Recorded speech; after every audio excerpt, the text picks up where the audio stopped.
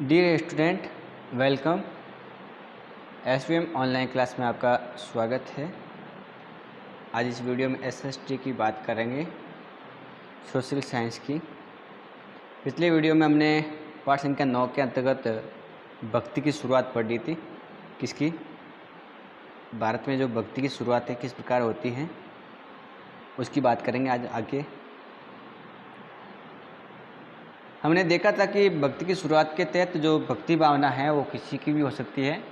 कोई भी व्यक्ति किसी भी भगवान के प्रति आस्था विश्वास रख सकता है, किसी भी देवी देवताओं की पूजा पाठ कर सकता है। किसी भी देवी देवताओं के प्रति जो आस्था होती है वो आपकी भक्ति कहलाती है। भक्ति का जो मार्ग है वो सबके लिए क्या है, खुला है।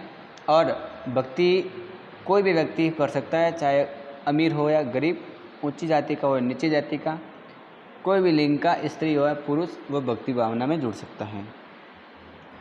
अगर हम भक्ति मार्ग की बात करें हिंदू धर्म में, किस धर्म में? हिंदू धर्म में देखें तो भक्ति मार्ग को बढ़ावा देने के लिए हिंदू धर्म में भी एक पवित्र ग्रंथ है, उस ग्रंथ की बात करेंगे हम। हिंदू धर्म में एक पवित्र ग्रंथ है, उसमें भक्ति भावना से जुड़ी हुई, हिंदू धर्म से जुड़ी हुई बातें लिखी हुई हैं। वो है भगवद गीता। गीता का नाम सुना होगा, भगवद गीता हिंदू धर्म का एक पवित्र ग्रंथ है। इसमें भगवान और आत्मा, मोक्ष और परमात्मा से जुड़ी हुई बातें लिखी हुई हैं। दरअसल अगर इन भगवद गीता की बात करें तो जो महाभारत है उसका एक भाग है। महाभारत बहुत बड़ी है, लेकिन उसी का एक अंश है, वो है भगवद गीता। इसमें क्या होता है कि भगवान जो श्री कृष्ण हैं वो अपने परम और भक्त मित्र अर्जुन को अलग अलग धर्मों को छोड़ करके उनकी शरण में आने का उपदेश देते हैं। भगवान कृष्ण किसको उपदेश देते हैं? इस ग्रंथ में भगवान कृष्ण अर्जुन को क्या कहते हैं कि सब धर्मों को छोड़ करके आप मेरे शरण में आ जाओ, क्योंकि केवल कृष्ण ही अर्जुन को सारी बुराइयों से मुक्ति दिला सकते हैं। पूजा का ये रूप धीरे धीरे देश के विभिन्न भागों में फैलते हैं और अलग अलग धारणाएं बनती है धर्म के अंतर्गत, हिंदू धर्म के अंतर्गत। इस प्रकार से हम अगर देखें तो अलग अलग पूजा पाठ वाले सिस्टम है, लेकिन हिंदू धर्म में पूजा पाठ भक्ति भावना करने वाले लोग, भक्ति मार्ग अपनाने वाले लोग क्या करते हैं? आडंबर दिखाते हैं। क्या दिखाते हैं? आडंबर दिखाते हैं। वो क्या करते हैं कि आडंबर के साथ में पूजा पाठ के बजाय वो ईश्वर के प्रति लगन और व्यक्तिगत पूजा का पर जोर देते हैं। आडंबर हमको दिखाई देता है। चलो पूजा पाठ तो करते हैं, लेकिन ईश्वर के प्रति लगन और व्यक्तिगत जो पूजा पर हैं उनका जोर देते हैं। ये भी ध्यान रखना है आपको। इसके अलावा जो भक्ति मार्ग हैं उसको अपनाने वाले का ये मानना है कि अगर अपने आराध्य देवी या देवताओं की सच्चे मन से पूजा की जाए तो उसी रूप में उनके दर्शन होंगे। इस प्रकार की अवधारणा है भक्ति मार्ग की। भक्ति मार्ग वाले लोग क्या कहते हैं कि अगर हम अपने आराध्य या इष्ट देवताओं की सच्चे मन से पूजा पाठ करेंगे तो हमें उन्हीं उसी रूप में दर्शन होंगे जिस रूप में हम देखना चाहते हैं। ये ध्यान रखना है। अब यहाँ पूजा पाठ करने से और भगवान के दर्शन के रूप में अगर हम देखें तो उनका मानना है कि भगवान या देवी देवताओं का जो रूप है दिखने वाला, वो हमारा मानव जैसा रूप भी हो सकता है। इसके अलावा भगवान आपको मानव के रूप के अलावा शेर के रूप में, पेड़ पौधों, किसी भी रूप में आपको दिखाई दे सकते हैं। ये ध्यान रखना है। ऐसी भक्ति मार्ग की जो बातें थी वो हमको समाज में सुनने को मिलती हैं और समाज में इस प्रकार के विचारों का सम्मान होता है, उनको स्वीकृति मिल जाती है। ठीक है। और फिर जब स्वीकृति मिल जाती है और भगवानों की मूर्तियाँ, कलाकार देवी देवताओं की एक से बढ़ करके मूर्तियाँ बनाना शुरू कर देते हैं। जब ये कहा गया कि आपको भगवान किसी भी रूप में मिल सकते हैं, मानव के रूप में भी मिल सकते हैं, तो कलाकारों ने भगवान की जो मूर्तियाँ हैं वो मानव रूप में दिखाना शुरू कर दिया। किसके रूप में? मानव के रूप में। ठीक है। इस प्रकार से जो बड़े बड़े कलाकार हैं उन्होंने भगवानों की मूर्तियाँ बनाना शुरू कर दिया। किसी ने वराह की मूर्ति भी बनाई है। भगवान विष्णु का जो वराह अवतार था उसकी मूर्तियाँ बनाई हैं। उनको ये मूर्ति इस प्रकार की मिलती हैं। एरन नामक जगह है एमपी के अंदर, मध्य प्रदेश में। वहाँ भगवान विष्णु का जो वराह अवतार है उससे जुड़ी हुई मूर्ति मिलती है, जिसमें आपने देखा होगा कि भगवान विष्णु हैं वो पृथ्वी को डुबोती हुई या जो पृथ्वी डूबी होती है उसको बचाने का काम करते हैं। और यहाँ पृथ्वी को एक स्त्री के रूप में एक सीन में लटकते हुए दिखाया गया है। जब हम इस प्रकार का बात कर रहे हैं, किस प्रकार से भक्ति भावना से जुड़ी हुई बातें, तो आप समझ सकते हैं। खैर हम भक्ति शब्द की बात करते हैं कि भक्ति शब्द क्या है।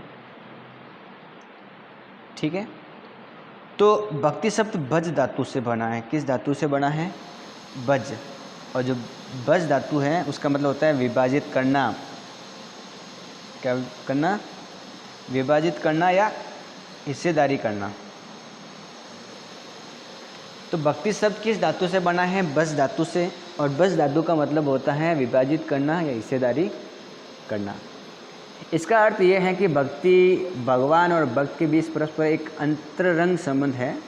भक्ति भगवान या भगवान के प्रति, भगवत या भगवान के प्रति क्या एक झुकाव है। भगवत का अर्थ ये है जो अपने ऐश्वर्य या सुख को भक्तों के साथ बांटना है। भगवत जो अपने सुख को भक्तों के साथ में बांटता हो, यानी भक्त या भगवान अपने देवी देवताओं के भक्त का ही हिस्सेदार होते हैं। तो भक्ति एक अपने आप में शब्द है, उस शब्द का भी मतलब है। उस शब्द का मतलब क्या है? भक्ति शब्द किस शब्द से बना है? बज धातु से बना है, जिसका मतलब होता है विभाजित करना या हिस्सेदारी। इसमें हमको 3 शब्द दिखाई देते हैं। इसमें हमको एक भक्ति शब्द आता है इसी रूप से, भगवान और भक्त। कहते हैं कि इस तीनों शब्दों में भक्ति, भगवान और भक्तों में आपस में संबंध है, अंतरंग संबंध है, आपस में बहुत कड़ा संबंध है। और दरअसल भक्ति क्या है? भगवान के प्रति एक झुकाव है। क्या है? भक्ति का मतलब होता है कि आपका भगवान के प्रति झुकाव है। कोई ये कहता है कि मैं भक्ति करता हूँ, कोई भक्त ये बोलता है कि मैं भक्ति करता हूँ भगवान की, इसका मतलब वो भगवान के सामने झुकता है और उसका जो मन है वो भगवान के प्रति झुकाव में जुड़ा हुआ है। ठीक है। अब यहाँ भगवत भी और भगवान भी एक शब्द है। मैं भगवत कहूँ या भगवान, क्योंकि भगवत शब्द का मतलब ये होता है कि जो अपने सुख को भक्तों के साथ में बांटे। यानी भक्त या जो भागवत हैं वो अपने देवी देवताओं के भक्त का हिस्सा है। ये जो भक्त हैं वो भगवान का क्या है? एक हिस्सा है। इस प्रकार की अवधारणा हमको दिखाई देती है। इस प्रकार से जो भक्ति करने वाले भक्त व्यक्ति हैं वो भगवान के प्रति अपनी आस्था रखते हैं, और भगवान के प्रति आस्था रखने के लिए उन्होंने कविताएं भी लिखी हैं। हमें कविता भी पता लगती है कि किस भक्त ने कौन सी कविता लिखी है। अधिकांश भक्ति साहित्य हमें ये बताते हैं कि जो ऐश्वर्य या धन या जो ऊंचे पद के जरिए जो लोग हैं, उन लोगों का भगवान के प्रति मन नहीं रहता है। ऐसे व्यक्ति, ये जो धनी व्यक्ति हैं, ऊंचे पद पर हैं, जो मौज मस्ती वाले पद पर हैं, उनका भगवान के प्रति थोड़ा कम विश्वास रहता है। लेकिन एक भक्त था, लगभग 400 वर्ष पहले, 1400 वर्ष पहले, एक शिव भक्त था, भगवान शिव का भक्त था। उसका नाम था अपार। कौन? अपार। इस व्यक्ति ने, अपार ने तमिल भाषा में एक कविता लिखी। ठीक है, तमिल भाषा में क्या लिखी? एक कविता लिखी। लेकिन हम तमिल भाषा को थोड़ा ना पढ़ेंगे, हम तो हिंदी में बात करें। तो हिंदी में अगर बात करें तो इसने हिंदी में, मतलब हमने जब तमिल भाषा को हिंदी में बदला, अनुवाद किया, तो हमें कुछ अध्याय मिलते हैं, हमें उसके एक अध्याय का पता लगता है। इन्होंने लिखा है कि नष्ट होते अंगों वाला कुष्ठ रोगी ब्राह्मणों की नज़र में निचली जाति का व्यक्ति है। कूड़ा करकट बटोर कर अपनी जीविका चलाने वाला इंसान। अगर ये लोग भी गंगा को अपनी जटाओं में छुपा लेने वाले शिव के दास बन जाओ तो उसमें उनकी आराधना करूँगा, क्योंकि वे ईश्वर के समान हैं।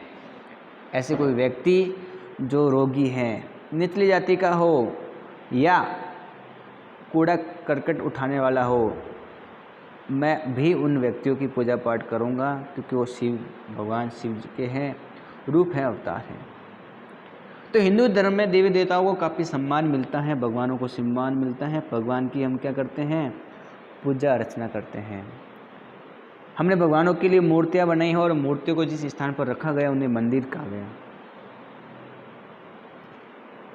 पहले मंदिर बनाया, मूर्तियां, इसलिए विशेष जगहों पर ही इनकी मूर्तियां को रखा गया, उन स्थानों को हम मंदिर कहते हैं, ये ध्यान रखना है। हम आगे मंदिरों के बारे में विस्तार से पढ़ेंगे, लेकिन मूर्तियां बनाई क्योंकि जब ये भक्ति भावना लोगों में फैली कि भाई भक्ति भावना के तहत ईश्वर को अगर हमको प्राप्ति करनी है तो किसी के रूप में हो सकते हैं, इंसान के रूप में हो या भगवान के रूप में। भगवान का रूप मतलब ये हुआ कि पेड़ पौधे मानव के रूप में, और जब कलाकारों को ये पता लगा कि भगवान इंसान के रूप में हो सकता है, क्योंकि भक्ति मार्ग ऐसा कह रहा है, उन्होंने भगवानों की इंसान के रूप में मूर्तियाँ बनाना शुरू कर दिया। जब उन्होंने ईश्वर की मूर्तियाँ बनाना शुरू कर दिया तो जिस जगह पर मूर्तियाँ रखी गई वो मंदिर कहलाए और मंदिरों का भी निर्माण शुरू हो गया। अब भक्ति परंपरा के माध्यम से चित्रकला हो या स्थापत्य कला हो या मूर्ति कला या शिल्प कला वो आगे बढ़ती गई है। तो ये ध्यान रखना है आपको इस जो जुड़ी हुई बातें। अगर हम हिंदू शब्द की बात करें, किस शब्द की बात करें? हिंदू।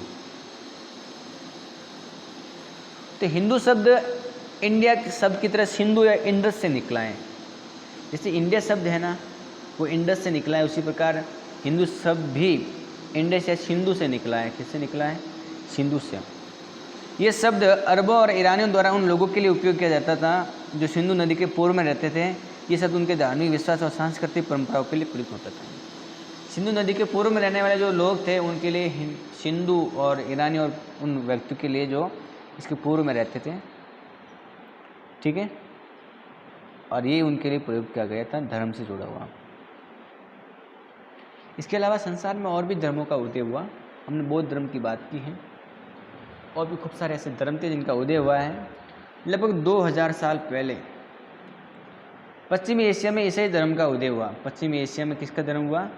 ईसाई धर्म का उदय हुआ।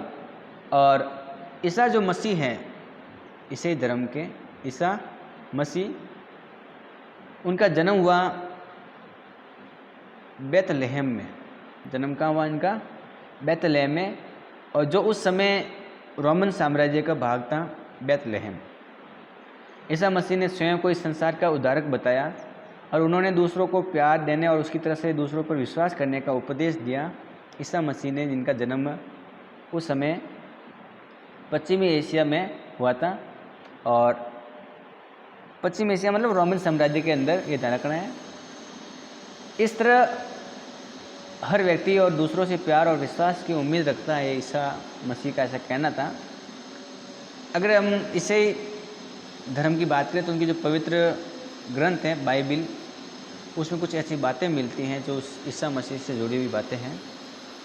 ईसा मसीह बाइबिल में कुछ उपदेश देते हैं और लिखते हैं कि धन्य है वे लोग जो धर्म और अन्याय के लिए भूखे और प्यासे रहते हैं, उनकी कामनाएं पूरी होगी, उनका कहना है। जो दयालु है वे धन्य है क्योंकि उन्हें दया मिलेगी। धन्य है वे जो दिल से पवित्र हैं क्योंकि वे ईश्वर का दर्शन कर सकेंगे। धन्य है वे जो शांति स्थापित करते हैं क्योंकि वो ईश्वर की संतान कहलाएंगे। दरअसल ईसा मसीह के जो ये उपदेश हैं, जिनकी मैंने अभी 2-3 बातें की हैं, वो लोगों को बढ़िया लगती थी। जब लोगों को बढ़िया लगने लगी तो लोग पसंद करने लगे, तो लोग उस धर्म को अपनाने लगे। धीरे धीरे पूरे एशिया और अफ्रीका और यूरोप में धीरे धीरे इनकी बात फैलती गई, और ईसा मसीह के मृत्यु के बाद 100 वर्ष के अंदर अंदर भारत के उस महाद्वीप में, भारत के उपमहाद्वीप में भी पश्चिम तट पर हमें ईसा मसीह से जुड़ी हुई बातें, ईसाई धर्म दिखाई देता है। केरल के जो ईसाइयों को सीरियाई ईसाई कहते हैं क्योंकि संभव वे पश्चिमी एशिया से आए थे, वे विश्व के सबसे पुराने ईसाइयों में से हैं, ये ध्यान रखना है आपको। तो भारत में केरल में क्या है? ईसाई धर्म है, और इन ईसाइयों को सीरियाई ईसाई कहते हैं। सीरियाई ईसाई धर्म के लोग कहते हैं क्योंकि ऐसा मानना है कि ये पश्चिम एशिया से आए थे और वे विश्व के सबसे पुराने ईसाइयों में से एक हैं, इसलिए इनको सीरियाई ईसाई कहते हैं, जो भारत के केरल राज्य में है। ये ध्यान रखना है, ठीक है। इस प्रकार से हम बात करें तो अलग अलग प्रकार के धर्म की बातें हैं। जैसे अगर हम बात करें तो आपको बता दें कि जो अलग अलग भारत के अंदर तीर्थ यात्री आए थे, जिसकी मैंने ह्वेन-त्सांग की बात की थी, वो बिहार के अंदर जो नालंदा विश्वविद्यालय वहाँ पर भी आता है और वहाँ के विद्यालय से जुड़ी हुई बातों का वर्णन करता है। क्योंकि ह्वेन-त्सांग और अन्य जो तीर्थ यात्री हैं उस समय के प्रसिद्ध बौद्ध विद्या जो केंद्र नालंदा है उसमें अध्ययन करने के लिए आते हैं, वो अध्ययन करते हैं। और जब उन्होंने देखा, अध्ययन किया, तो उनको पता लगा कि यहाँ की क्या शिक्षा है। यहाँ के शिक्षक योग्यता और बुद्धि में सबसे आगे थे। बुद्ध के उपदेश का वही पूरी ईमानदारी से पालन करते थे, ऐसा उनका मानना था। अगर हम और बात करें तो मठ के बहुत सारे नियम थे, उनका मानना पड़ता था, उनको समझना पड़ता था, बीच में बातें वगैरह चलती रहती थी। ठीक है, मठ में हर प्रकार के लोग थे, बूढ़े अमीर व्यक्ति, ये भी ध्यान रखना है आपको। लोग बाहर से आते थे, उनकी शंकाएं दूर करते थे, उनकी समस्याओं को दूर करते थे, ये भी ध्यान रखना है आपको। आने वाले लोग उनसे कुछ प्रश्न पूछते थे, किस प्रकार से धर्म से जुड़ी हुई बातों से जुड़ी हुई, तो ये भी ध्यान रखना है आपको। ठीक है, और इसी पाठ में हमने व्यापार के बारे में पढ़ा है। अगर हम व्यापारियों की बात करें तो व्यापारियों से जुड़ी हुई भी कविताएँ लिखती है, उस समय कविताएँ मेरे को मिली है जो व्यापार से जुड़ी हुई हैं। किससे जुड़ी हुई है? व्यापार से जुड़ी हुई है। अगर उन कविताओं की बात करें तो एक संगम कविता मिलती है। लिखा है कि समुद्री जहाज़ों पर लाए गए तेज तर्रार घोड़े, तेज तर्रार घोड़े, गाड़ियों पर काली मिर्च की गठरियाँ भरी हुई है, हिमालय से मिले रत्न और सोना है, दक्षिण की पहाड़ियों में चंदन की लकड़ी है। दक्षिण के पहाड़ियों में क्या है? चंदन की लकड़ी है। दक्षिण सागर के मोती और पूर्वी सागर के मूंगे हैं। गंगा और कावेरी की फसलें श्रीलंका से खाद्यान्न है। म्यांमार के बने मिट्टी के बर्तन दुर्लभ कीमती आयात है। इस प्रकार की कविताएं हमको मिलती हैं जो फुच्चीदार कविता हैं उस समय की, पुराने समय की। तो हमने पढ़ा कि व्यापार और व्यापारियों के बारे में क्या जुड़ी हुई जानकारी ली है। समुद्री मार्ग और रेशम मार्ग की बात की है, बौद्ध धर्म का प्रसार की बात की हमने। ठीक है, तीर्थ यात्रियों की बात की है। इसके अलावा हमने भक्ति की शुरुआत की है। हमने तीर्थ यात्रियों के अंतर्गत ह्वेन-त्सांग की बात की है और एक भक्ति कविता की बात की है। हमने ईसाई धर्म की भी बात की है, तो ये बात भी आपको ध्यान में रखनी है। इसके अलावा अगर हम बात करें तो अलग अलग समय में जो लोग हैं उन लोगों के बीच में अलग अलग भावनाएं पैदा होती हैं, ये भी आपको ध्यान में रखना है।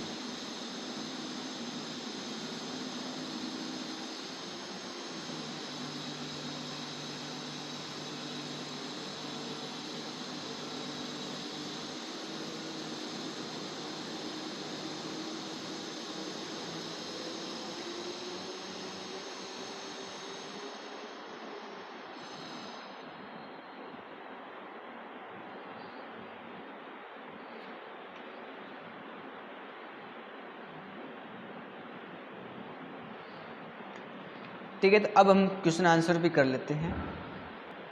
आपका लेसन पूरा हो गया है। अब हम पाठ के 2-3 क्वेश्चन की बात कर लेते हैं जब तक टाइम है। क्वेश्चन आंसर पर ध्यान देंगे। लिखा है निम्नलिखित में उपयोग जोड़े बनाओ, आपको आपस में जोड़ना है। तो दक्षिणापथ के स्वामी किसे कहता है, किसे कहते हैं, मैंने आपको बताया था। तो हमने बात की थी दक्षिणापथ के स्वामी सातवाहन शासक को कहते हैं। मुवेंदार किसे कहते हैं? 3 मुखियाओं को कहते हैं। 3 मुखिया कौन कौन है? चोल, चेर और पांड्य हैं। अश्वघोष घोष की हमने इस वीडियो में बात भी की है कि उसने ग्रंथ लिखा था बुद्ध चरित्र, जिसमें भगवान बुद्ध के जीवन की बातें लिखी हुई हैं। चोल, चेर, पांड्य उस समय दक्षिण भारत के बहुत बड़े वंश थे। इन्होंने आसपास की जगहों पर अपना अधिकार जमा लिया था।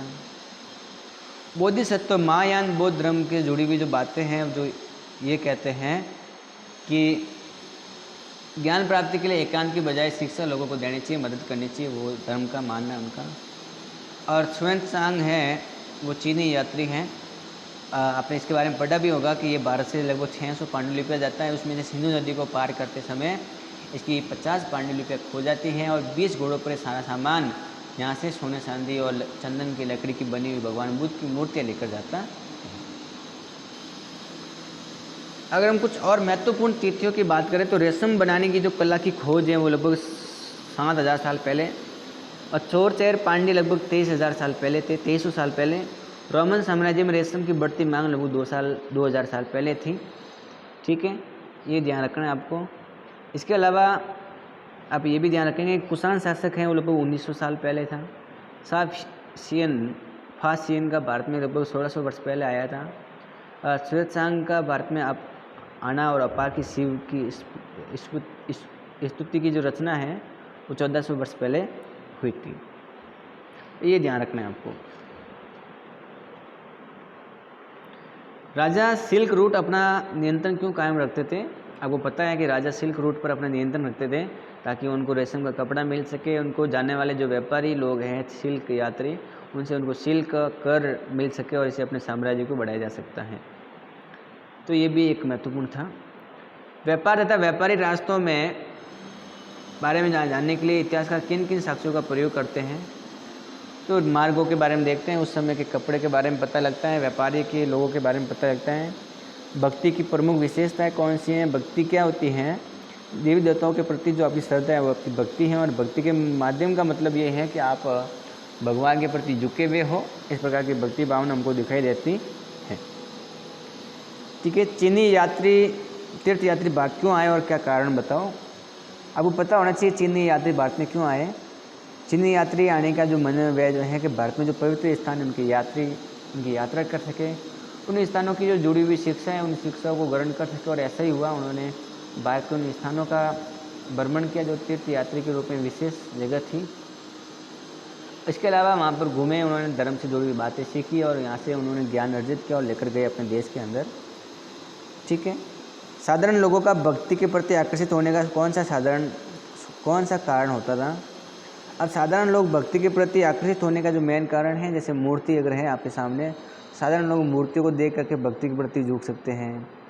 लोगों के बीच में लोगों को जागरूक करना भक्ति की शिक्षा है, उनको लोगों के सामने प्रकट करना, तो लोग भक्ति भावना से जुड़ी हुई बातें समझ सकते हैं। इस प्रकार की बातें हमको मिलती हैं। तो इसी के साथ में आपका लेसन ख़त्म हो जाता है। आज इस लेसन में इतना ही, बाकी बात करेंगे हम अगली वीडियो में। वीडियो में बने रहने के लिए आपका बहुत बहुत धन्यवाद। नए लेसन के साथ में नए पाठ की शुरुआत करेंगे।